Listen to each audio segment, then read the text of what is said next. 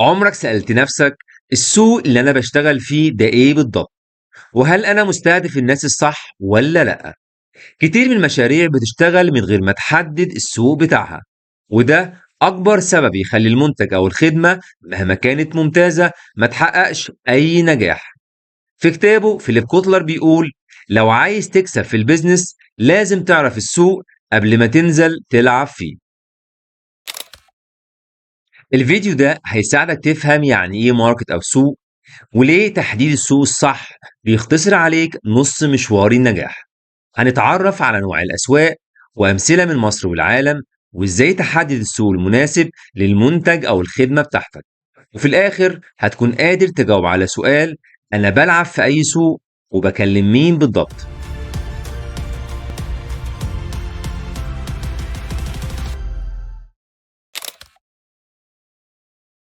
تخيل إنك فاتح محل ملابس رياضية في شارع كله محلات ملابس أطفال. مهما كان عندك من عروض أو منتجات هتلاقي الزباين اللي بيدخلوا مش الجمهور اللي انت عايزه.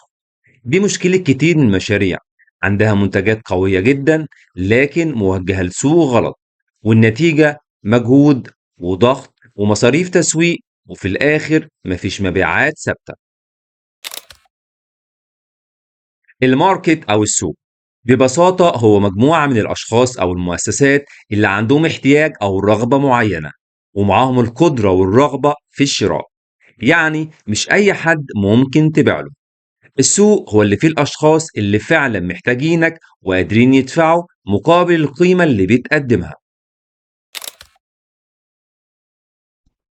في التسويق كلمة سوق مش معناها المكان اللي بنبيع فيه، لكن المجموعة المستهدفة اللي هنقدم لها القيمة. وفليب كوتلر بيقسم الأسواق لعدة أنواع رئيسية. واحد: الكونسومر ماركتس أو أسواق المستهلكين، أفراد بيشتروا المنتجات أو الخدمات لاستخدامهم الشخصي. اتنين: البيزنس ماركتس أو أسواق الأعمال، شركات أو مؤسسات بتشتري عشان تستخدم المنتج في الإنتاج أو تعيد بيعه. تلاتة: الجلوبال ماركتس أو الأسواق العالمية، هي أسواق عبر الحدود والدول. أربعة: النون بروفيت والجفرنمنتال ماركتس، الأسواق الغير ربحية والحكومية، هي جهات خيرية أو حكومية بتشتري لتقديم خدمات للمجتمع. نصيحة مهمة جدا: قبل ما تبدأ أي نشاط لازم تحدد أنت في أي سوق من دول، لأن كل سوق محتاج أسلوب مختلف في التسويق، التسعير، وحتى نوع الرسالة. مثال مصري: شركة فوري. فوري استهدفت سوق خدمات الدفع الإلكتروني في مصر، وركزت على جمهور عنده احتياج حقيقي لحل مشكلة الدفع، ومع الوقت بقت جزء أساسي من السوق. مثال عالمي: شركة أمازون. أمازون بدأت في السوق بيع الكتب أونلاين، وبعد ما سيطرت عليه توسعت لأسواق تانية زي الإلكترونيات والملابس والبقالة.